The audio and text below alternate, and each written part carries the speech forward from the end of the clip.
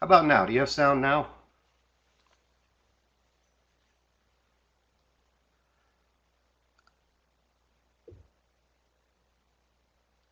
All right, good deal. How do you like that iPad app?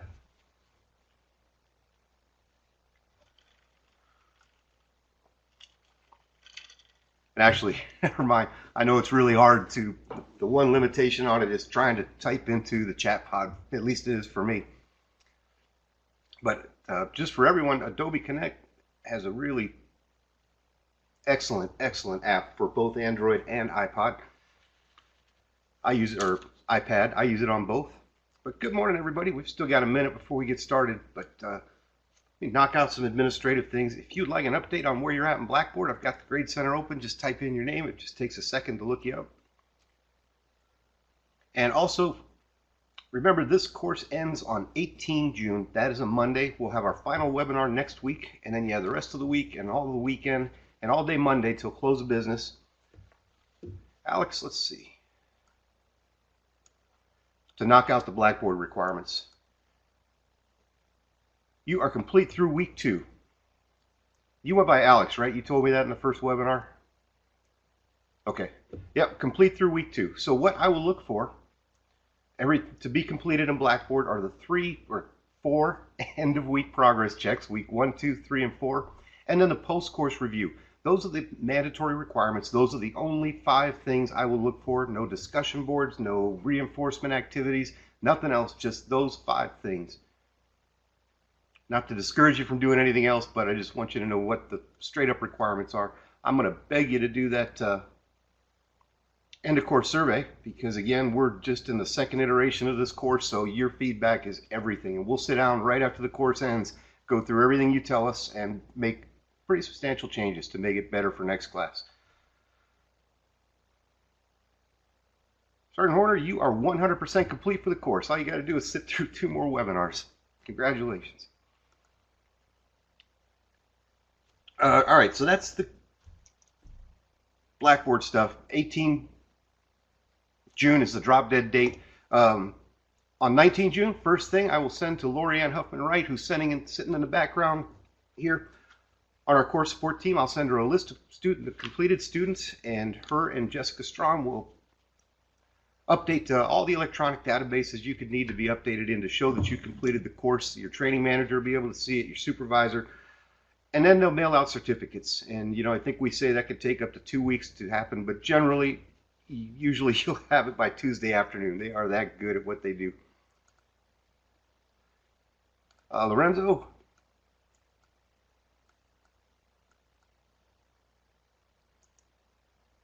You're correct. You are complete through week 4, just the post-course review left to knock out. All right, so I threw something up in the gathering activity there that said, how can you use performance management to empower your workforce? Didn't get a lot of responses. We were talking about grades and iPads and stuff. But anybody have worked in a work center where performance management was really, really good? You know, they just did things the right way. And I'm talking about the elements of the process, which are planning it out, and then monitoring how you're tracking towards your organizational objectives and your goals. I've had the opportunity to work in sections where that was really, really good, and had the opportunity to work in sections where it wasn't really all that tight. You know, and the way it winds up is, all right, Ronnie, that's where you're at right now.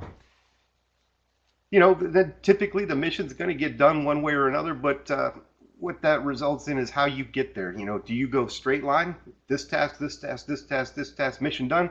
Or do you kind of do a squiggly line that kind of takes roadmaps and all kinds of other things?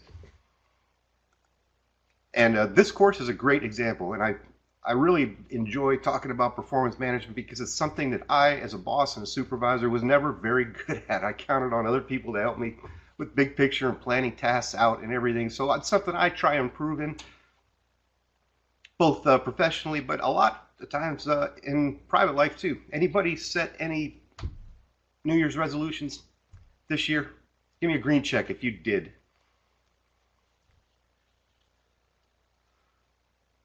All right, we got 1, we got 2, 3,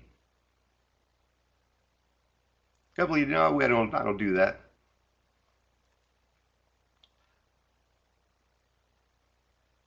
But that's another thing, when you think about it, performance management can actually help you also in your personal life. I set out on a New Year's resolution in 2017 that I was going to lose some weight and get in shape. And I was very vague with the goal I wrote out, but I spent a lot of money on equipment, exercise stuff.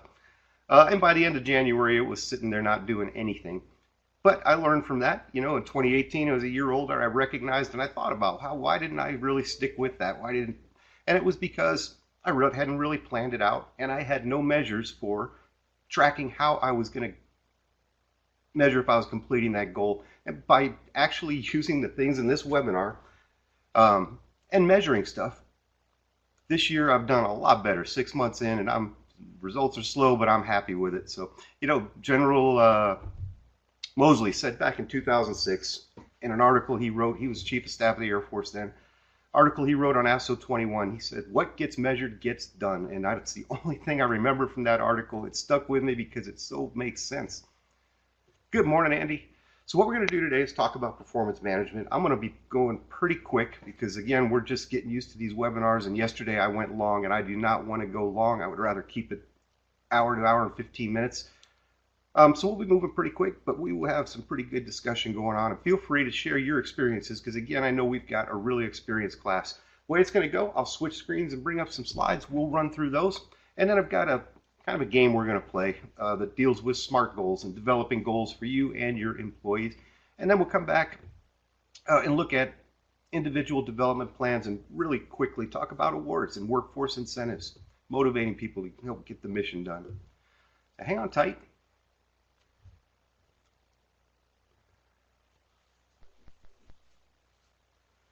And can I get one more check, please? If you can still hear my voice, there is no video, and you see the slides, and the slides are moving. Excellent. All right, so once again, this is what we'll cover today. And we'll start with performance management. And can anybody put in a nutshell, what does performance management mean to you? What is this process about? Any quick kind of one-sentence definitions?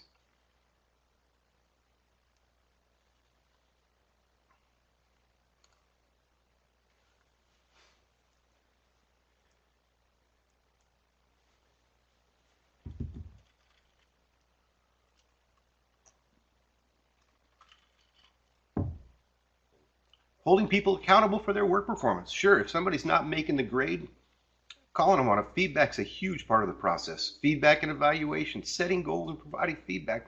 You guys are all over this. So when we're talking performance management, what that means is taking your organizational goals and translating them into results. Here is the definition that came out of the reading. I'll read it out for the folks who are on the phone line. This is a process by which an agency involves its employees as individuals and members of a group in improving organizational effectiveness and the accomplishment of agency mission and goals. And this is codified in Title V, the Code of Federal Regulations. If you like, I will give you the reference at the end of the webinar, but it's pretty easy to find. So this is an ongoing process, kind of a loop, with some key checkpoints going on. There'll be ups and downs because people are going to change, the mission might change, or resources change. You might have more resources or less. And it kind of becomes like you as a supervisor are sort of the coach of a sports team, or maybe even conducting an orchestra. There's so many small parts and pieces that folks are working on that need to come together to accomplish the big picture, the ongoing mission. So the first step in the process is planning. And here we're setting performance expectations and goals for individuals and groups to kind of channel their efforts towards achieving your organizational objectives. Anybody have any techniques they use when you're planning out the work for your work center, maybe for the week or for the month or for the year, long-term goals? Anybody have any techniques they use to get buy-in from their employees? And I'll just share one. I share a lot of examples from Lieutenant General Stephen Lorenz, who was my last boss, just because he was a walking leadership laboratory. But I could tell, I ran his commander's action group, and we did any kind of special projects he had, big and small. He'd hand them to us, we'd schedule it out, he'd give us the resources, and we'd knock it out. And I could tell how important something was by the way he planned how he was going to use our group, our commander's action group. If it was a small task, I'd get a phone call or an email, kind of a minor or mundane thing. If it was a little bit more important, he'd ask me to come up and poke my head in the office so he could look me in the eye and say, okay, I want you to knock this out. But if it was a long-term, ongoing project that was going to take a lot of our time and resources, then he would schedule time with me. I'd come up to his office. He'd come out from around his desk with a legal pad and a pen, and he'd say, I'm thinking about doing this. What do you think? And he knew exactly what he wanted to do, but he would use a series of questions to kind of lead me around in a circle and write down things I said on his little pad so it looked like, he was taking inputs. Very rarely did I surprise him and come up with something he could use because he'd already thought through it and knew exactly what he wanted. But by going through this process, when we got to the end, he knew that I was on exactly the same page he was on and knew exactly what he wanted us to do. So he'd either do that or he would come down to our dark, damp office in the basement of the headquarters building and just have everybody in the group pull up a chair, sit around in a circle, and the same thing, he'd have a pad and kind of walk around the same way, go around in a circle until we were all on the same page. And again, very rarely we would come up with something he hadn't thought of and he'd add that into the process, but usually it was just he wanted to make sure we fully understood and we gave him buy-in. So that's a great way to, if you're planning things out, exactly as you all are saying here, ask, get them together, establish rapport, first step, definitely. But letting folks think that they have an input into the process, not letting folks, but actually giving folks a chance to give you inputs into the process, because they're the ones doing the work. A lot of times they may think of something you hadn't. Even if you can't use what they say, at least letting them know that they have input in the process and you're thinking about it really helps to get buy-in for you as a supervisor. Second step's always occurring, and that is monitoring employee performance. Again, what gets measured gets done. It's important to document your observations as part of this monitoring step. And anybody been in an organization where this wasn't done right? I guess that's the same thing as kind of performance management. If you're measuring things right, you're making course corrections quickly when you're not on the right track, then you move sort of from a straight line from planning to mission accomplishment. But if not, then it can meander around and it can cause a lot of extra work.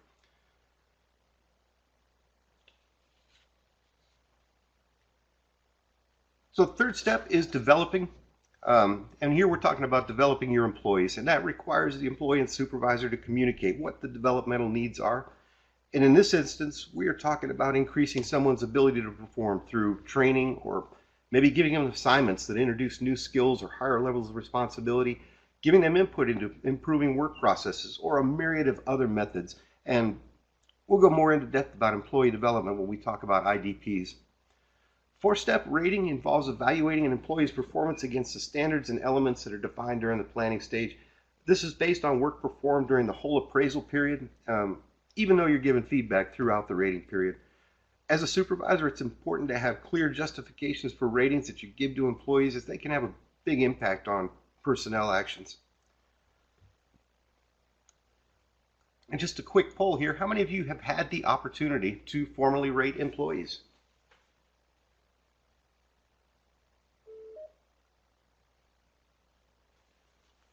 And again, a pretty experienced class. I expect we'll see a pretty good number here.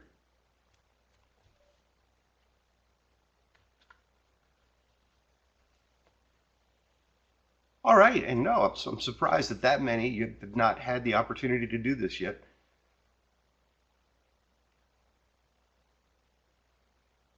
But most of you are either preparing for it or have gone through it, especially I imagine if you're in DP map.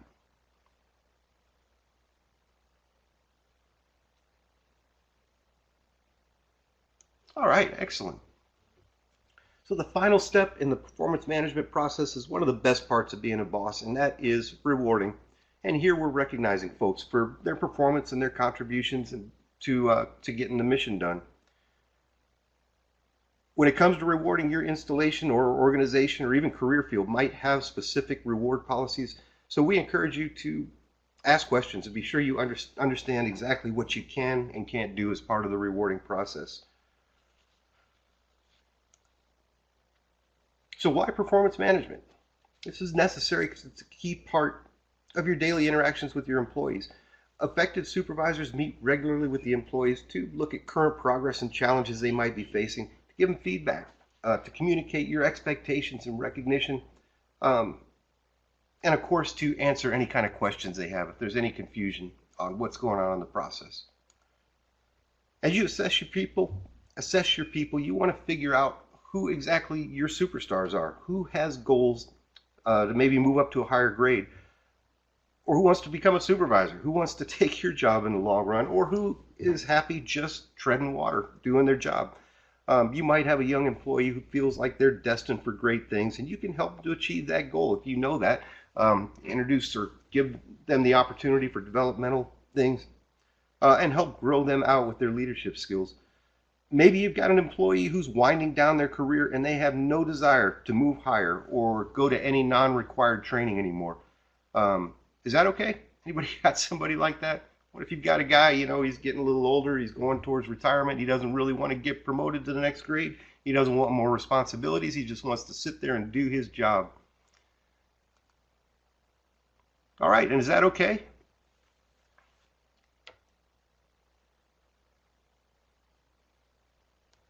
Absolutely, you all are all over this. Nothing wrong with that at all. And you can still use their expertise to maybe help train those who are less experienced, or you can use them to pick up a slack when somebody else goes to training. They can help that new hungry employee that wants to grow by sharing their experience. So there's still ways that you can use them.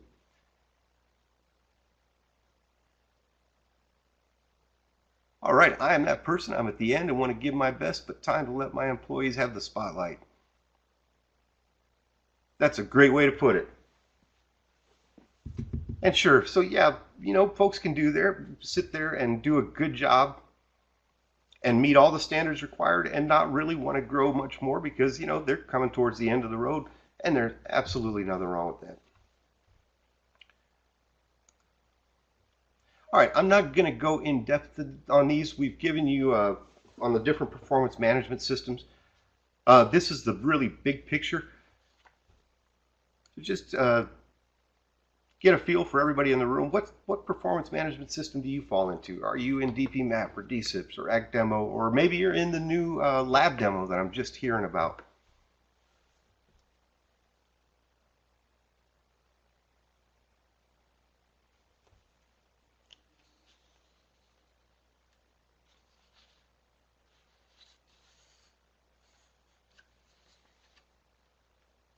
All right, and the majority, as we always see. All right, Dorian, sorry to hear that, but glad you're able to make it into the room. So a big majority are in DPMAP. Anybody work in one system for yourself, but your folks are in a different one, or even have multiple folks that work in different systems? All right, so you just closed out.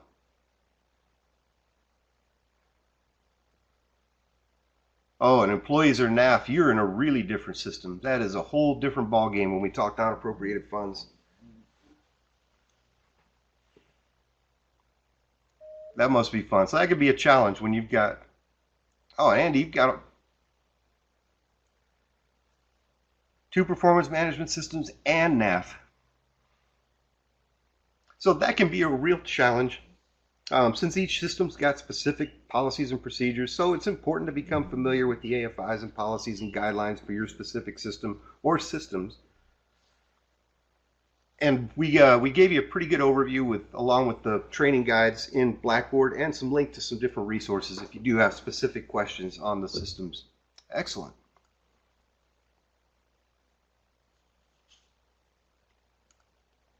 So a huge part of performance management is feedback. And first we'll look at the 3 different types of feedback, and then a specific feedback tool you might be familiar with already, the SBI, which is Situation, Behavior, Impact Model. Anybody familiar with that? Give me a green check if you've used it before. We didn't have anybody yesterday. I was kind of surprised.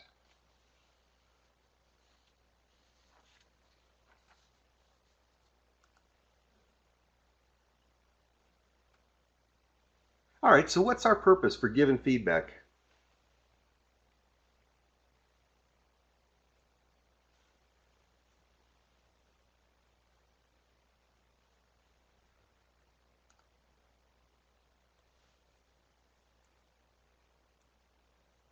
All right, Matt, thank you for letting me know.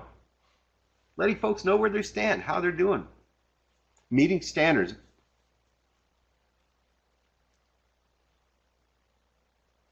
You can't give an accurate appraisal if you didn't give feedback. I agree with that 100%. If we didn't give feedback through the year, then we are not doing what our jobs as supervisors. That nobody should be surprised by an evaluation through feedback. They should have already known exactly how they were doing. Keep employees informed and help improve if necessary. Those are great responses. Because it's important to let folks know how they are doing with meeting your expectations and mission requirements. So there's 3 types of feedback. That's positive, negative, and constructive. Which one do you find yourself given the most often? And this can be entirely situational specific, depending on your work center and the quality of your employees. But just curious, which one do you give most often? Is it positive? Is it negative? Is it constructive? Constructive and positive. Awesome. Also, it's about split.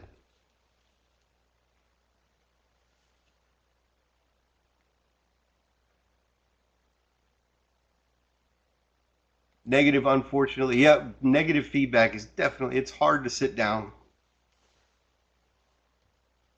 Probably one of the worst parts of being a supervisor is when you've got to take corrective action or give negative feedback. A little of all 3.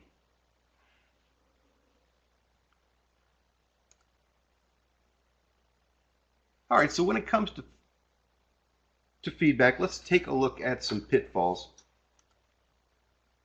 And here they are. Focusing too much on negative or positive.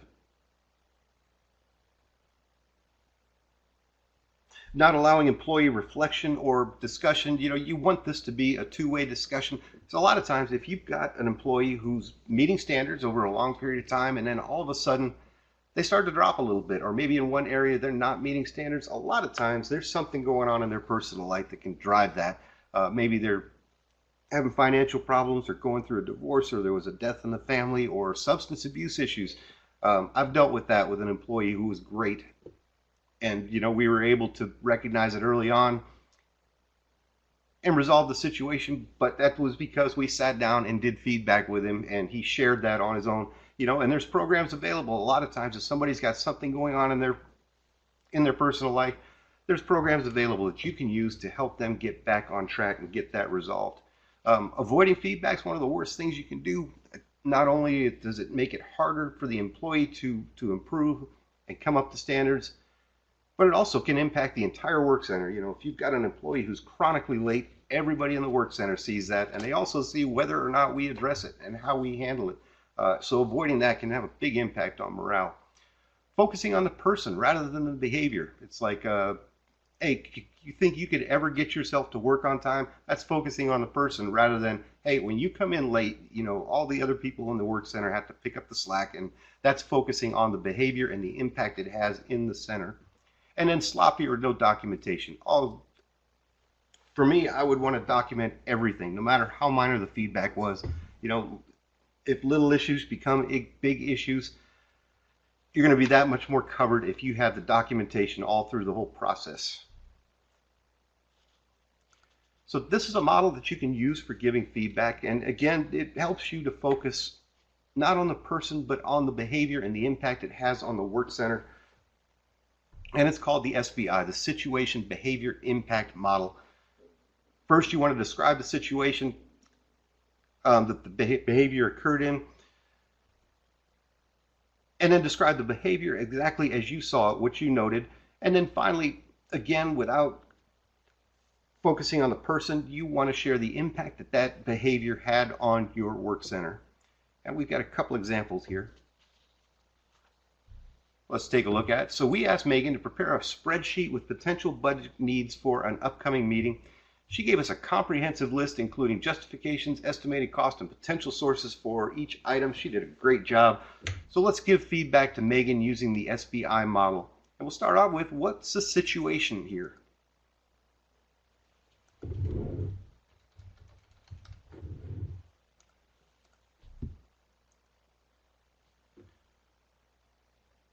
In other words, what did we ask Megan to do?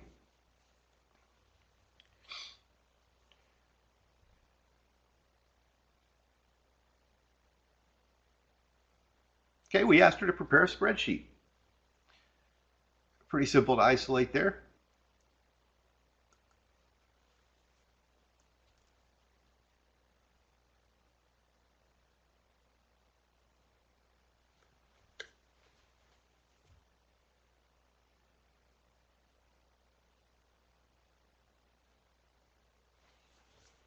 Budget spreadsheet, exactly. So we asked her to help us prepare for this meeting by preparing these spreadsheets. And what was the behavior then? What did Megan do? All right, she went above and beyond. She gave us this comprehensive list, including justifications, estimated cost, and potential sources for each item. She complied as requested. Sure. All right, and then what was the impact of Megan's behavior?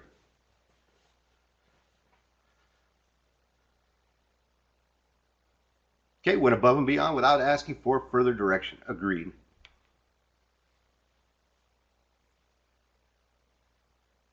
Okay, the impact was positive, definitely. Exactly. We were well prepared going into our meeting because of the information that Megan provided us. So that's how the SBI model would fit into this situation. So that's a positive one. Let's take a look at one that's maybe a little bit more negative, or a lot more negative. So Don comes to you and says he's upset because Jeff is taking long lunches. He's frustrated because he can't go to lunch till Jeff comes back. So you conduct some observations and confirm that Jeff is taking an extra 15 to 30 minutes during lunch, which is not coordinated with you, nor has his time card been updated. Uh-oh. So give feedback to Jeff using the FBI model. What's our situation here?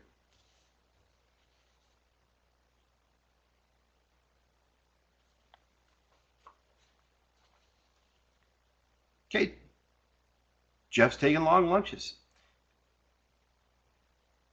Excellent. He's abusing time. So he's guilty of time card fraud here. Great point.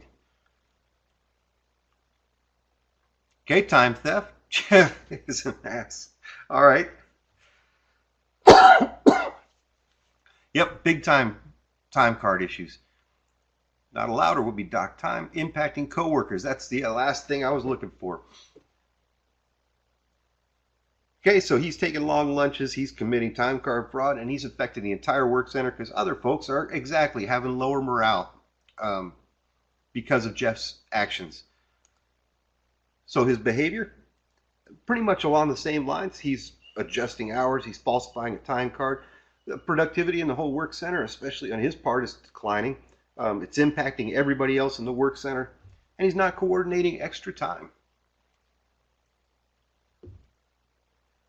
And then finally, what's our impact that Jeff is having here?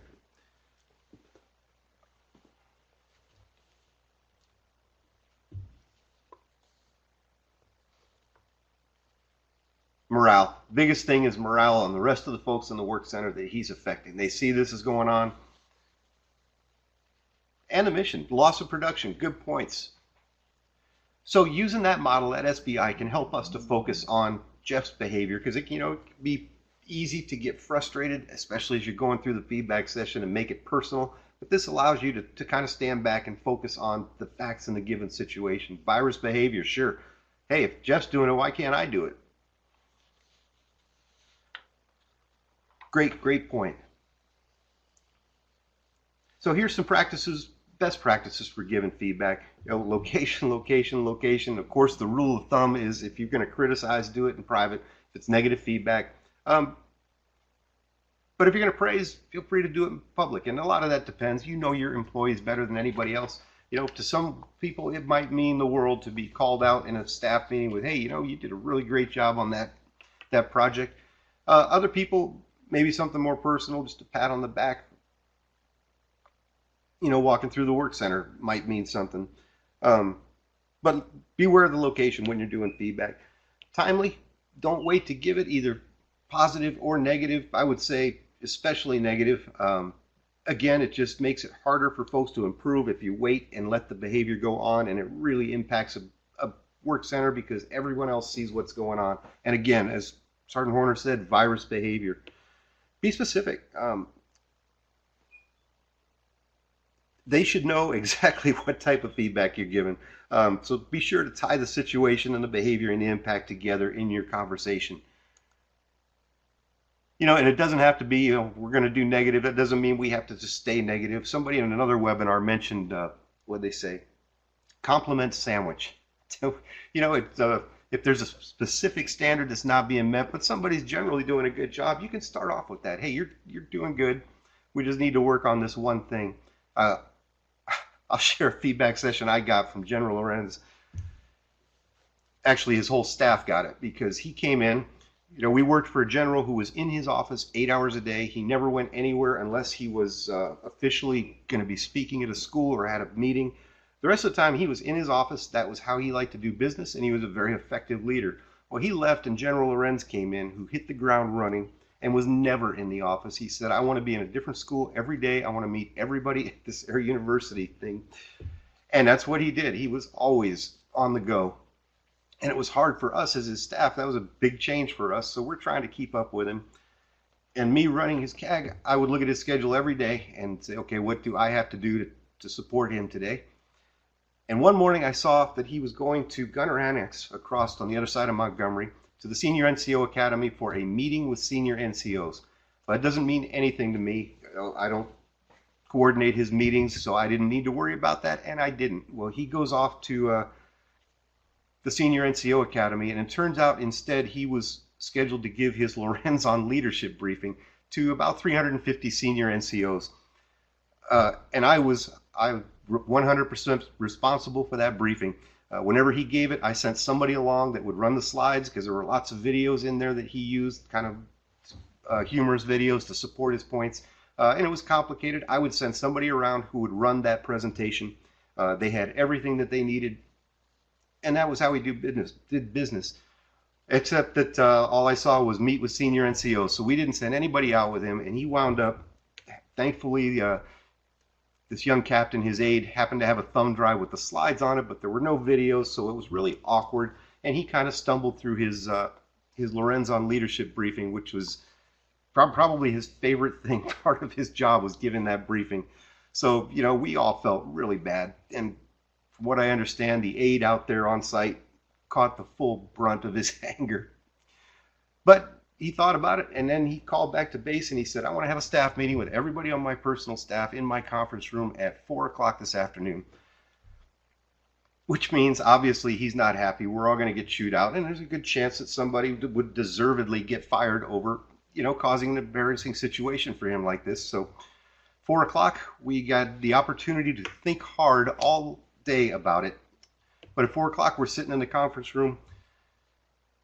He walked in, we stand up, and he never even sat down. He said, all right, take your seats. He put his hands on the back of his chair at the end of the table, and he said, I want you all to know that you are doing an outstanding job, and I'm very, very proud to have you on my staff working for me. We're going to do great things together. He said, now, you've probably seen that I'm on the go a lot, and that's the way it's going to be, and I'm going to need you all out front, in front of me, just cutting away so I can cut through and get things done. But again, thank you for all you do, and I'm proud to be working with you. And he turned around and walked out. So that was our, we're expecting and we are wanting, because you feel bad already for letting him down. But that's how he handled it. It was kind of a compliment sandwich. You're doing a good job. Here's what you need to fix. And then, again, you're doing a good job, and walked out. So that's one way to handle it.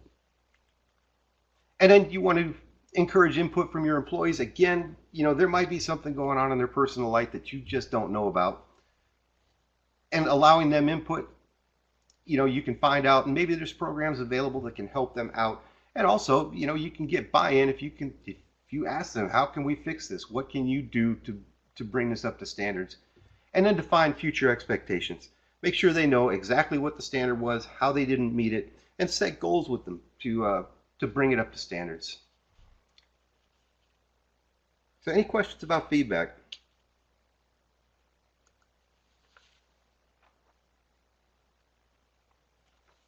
All right, then another part of performance management is helping folks set goals. So you're going to help individuals and teams to set goals for improving workplace performance. And ideally, you're also going to be role modeling this behavior yourself by sharing your goals and your accomplishments with your employees along the ways. So anybody use this SMART goal setting model, by the way, in their work center with your employees or for yourself? All the time. All right, I love to hear that. I don't even supervise anymore, but I still use it all the time. If I really want to get something done, I will use this to clarify my direction, as it is a really excellent tool. All right, so SMART is an acronym for specific, measurable, achievable, relevant, and timely. We'll start with the S on specific. You want to be clear on exactly what your goal is, and you want to be careful that you're not doing multiple goals. Like, for instance, in 2018, I want to lose 20 pounds and save $10,000. That is two separate, entirely separate goals. You're going to have different processes, so separate them out.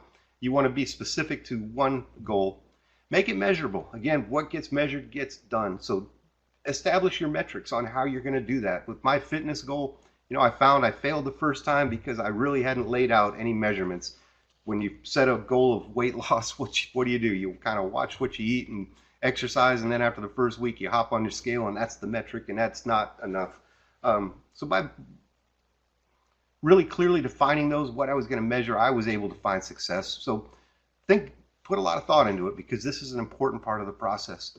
Make it achievable, something you can accomplish. It's within reach, and you've got the resources to do it.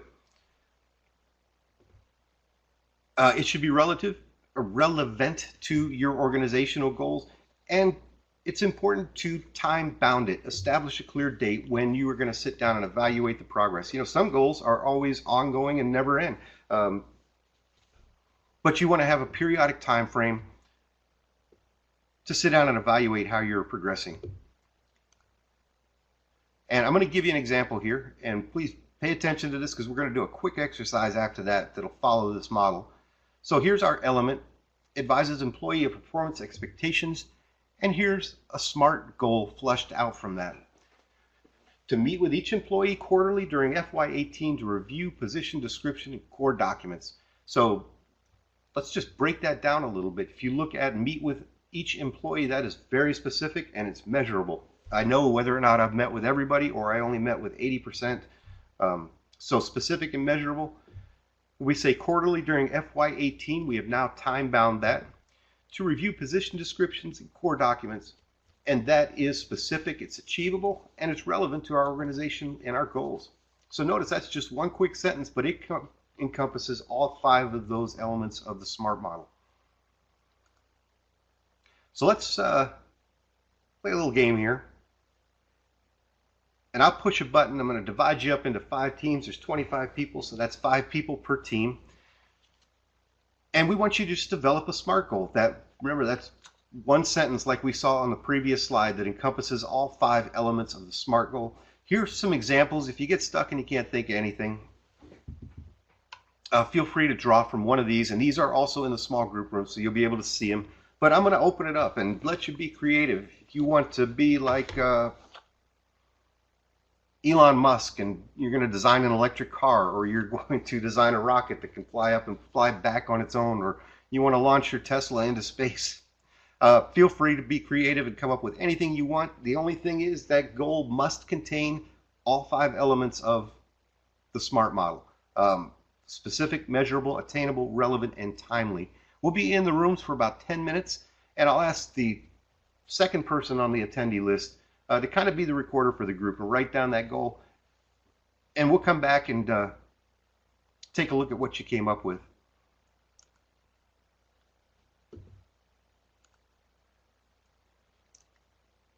And again, if you look in the notepad where the instructions are, there'll be a little space that says type your entry here. All you have to do is type right over that to record your response, and I'll be able to bring it up.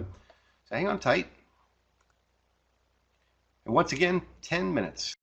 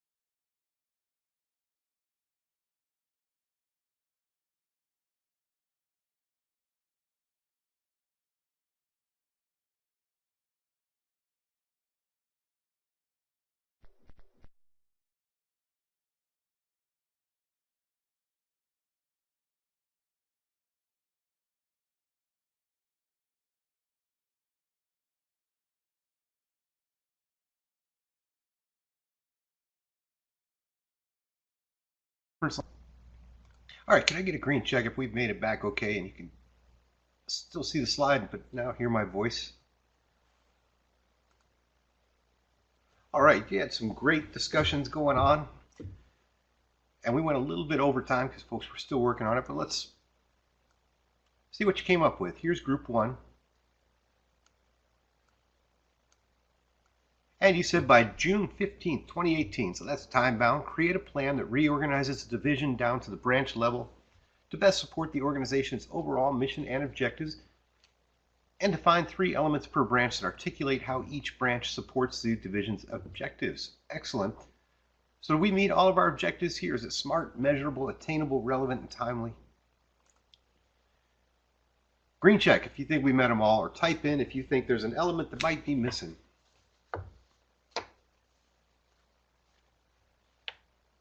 We got time plan. We are specific. Create a plan that reorganizes the division.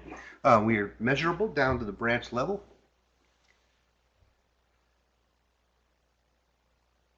Definitely attainable. Relevant because we are reorganizing our section. And we are time bound, June 15, 2018. Excellent job, Group 1.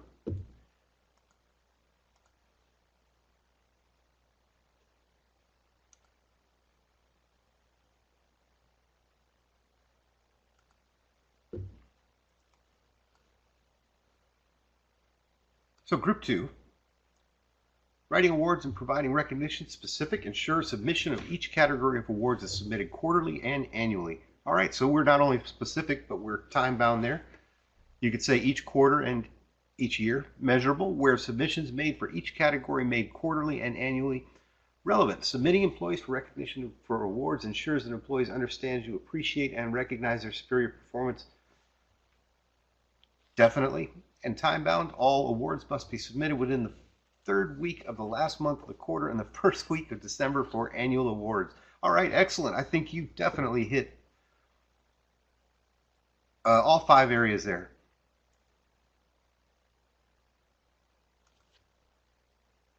Great job, Group 2.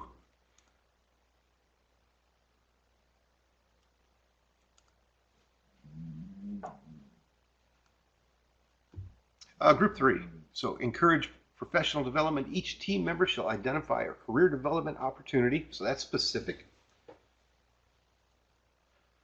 and a possible plan of execution to present to their supervisor by the end of the month. All right, so we're specific there. We are measurable because we're going to present it to the supervisor. We are time bound. Obviously, career development is relevant to everyone. And definitely achievable. Excellent, Group 3. Let's look at Group 4.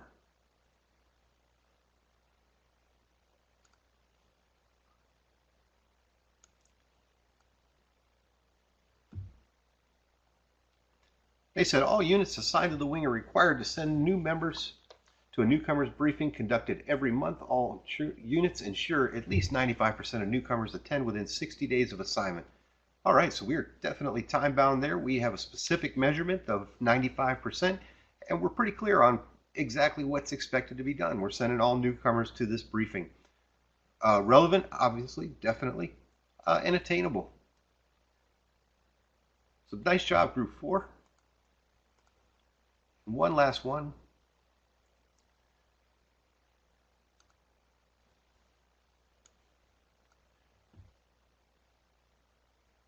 Goal to publish internal newsletter, which is specific, relevant, and attainable. That has a 50% download rate. Definitely adds a measurement in there. Among employees in a 3-month period, and that is time bound. Perfect, Group 5. All right, so you guys had some excellent discussions. Some groups took a little bit longer way around to get to where they're going. But I think I've got some work to do on this exercise. So I saw comments in there like, would have liked to see the smart model handy, to have a reference to that in the room. So I will add that in for next class.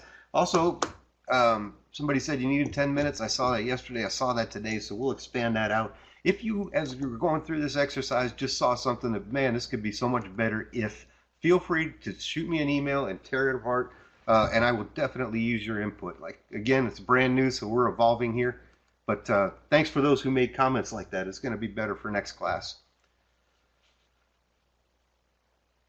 All right, any other comments on SMART goals? Again, an excellent tool you can use both professionally and personally if you're setting personal goals. So we've got two more areas we're going to cover real quick, and that's individual development plans and awards. So anybody use IDPs in your work center?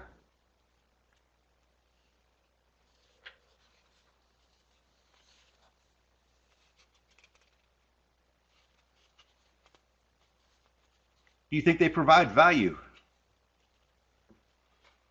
For those of you who do.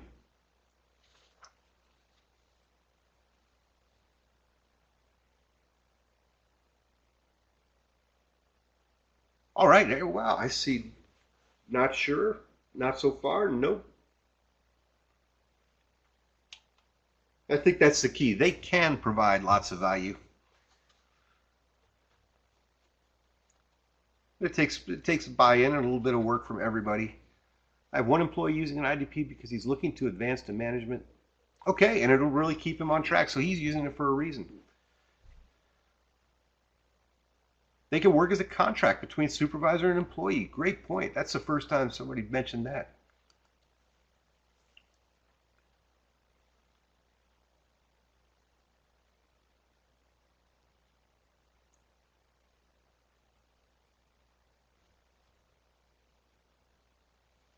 Okay, not so much for those who don't really have advancement plans, don't want to move up the ladder. Okay, Aaron, and nobody has ever even reviewed your IDP. Pointless exercise.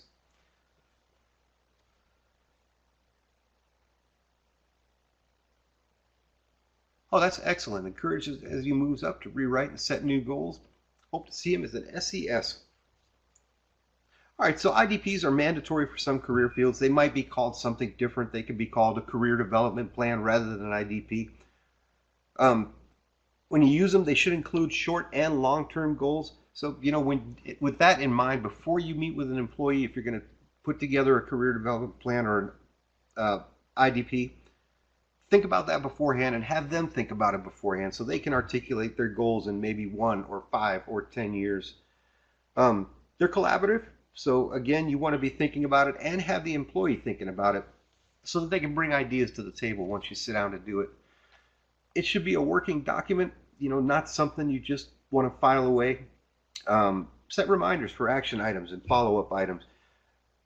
Obviously, things change. Sometimes missions change, people change, jobs change. So this should be a living, breathing document when you use them.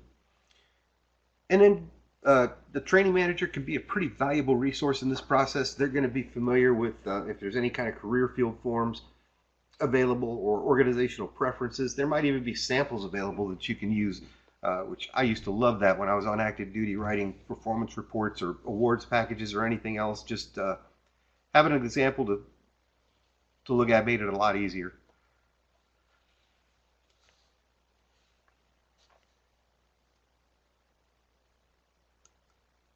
And then finally, one more area to hit on today, and that's probably one of the better parts of being a supervisor, and that's workforce incentives.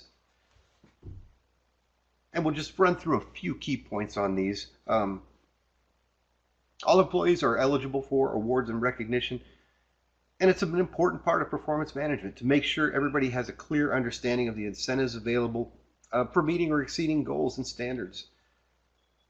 Awards programs aren't standardized throughout the DoD. AFI 36-1004, that's managing the civilian recognition program, describes the standard recognition programs that are used throughout the Air Force. It's important to note that local commands or career fields might have other directives covering awards. You can even create your own internal awards program as long as you coordinate with leadership and follow your local policies. And I put down in the file share pod, the lower right-hand corner, an article. This is a news release from AFPC, and it's about a database that they are creating that will encompasses all awards across all the major commands. So this can be a really valuable resource for you as supervisors. I encourage you. Again, this isn't the database. It's just a press release from AFPC, but it tells you how you can access it. Awards should be fair, credible, and transparent. That should be a given. But employees sometimes can have the perception that only certain people or certain groups are being considered for awards, and that for them can kind of become a reality.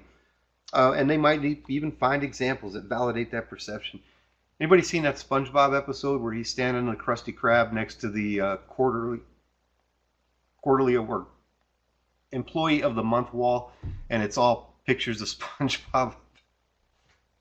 And Squidward's kind of mad because he's never considered for that. So that's what we want to avoid. Awards and recognition should be based on performance and contributions. Again, it might seem like a given, but we said earlier, folks can have a perception that recognition is based on some kind of personal characteristics rather than performance and contributions. And this is where effective and consistent feedback comes into play. Everybody should have a clear understanding of how they are meeting or exceeding standards.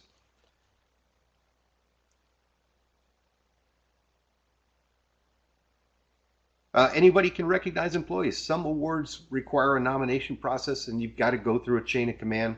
As the immediate supervisor, it's important to have situational awareness of everybody's mission contribution, know where they fit in. I used to, when I was a supervisor, both on active duty and in the contract world, I kept a file on everybody. It wasn't official, but if they did something, some sort of project related to the work or out in the community, or if they took a class, I knew about that. I had a record of it. So I always had that available, and I didn't forget about anything. And it's possible for an employee to be recognized for service projects, for special duties, or exceptional acts and one-time events. We'll show that on the next slide. And employees should communicate successes and accomplishments. They have a responsibility to let you know, keep track of what they've done and let you know about it so that you don't miss it when award opportunities do come around, that you know about it. So they have a responsibility also in this process.